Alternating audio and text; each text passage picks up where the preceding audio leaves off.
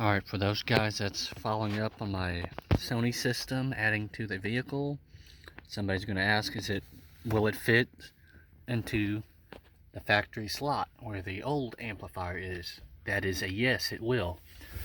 You'll have three 10mm screws, one there, one up top there, and you'll have one there. I've already removed that. Then you got two connectors. Push the tab in, unplug. Same way on this one, push the tab and unplug.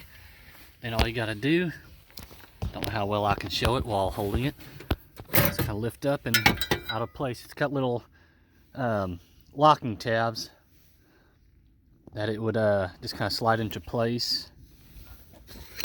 Put that one off to the side. Now here's the Sony amp.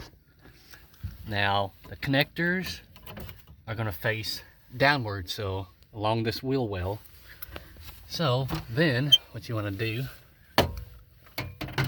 basically let it substitute for that one, so it just fit in like that. You have to put your 10mm screws into place. I'll have to adjust the little U-nuts on it so they line up, because they're down a little too far, but that's all to it pretty much. Alright, so that's what it'll look like.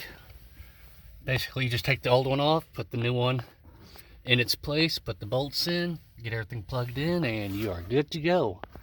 So hopefully this helps you out.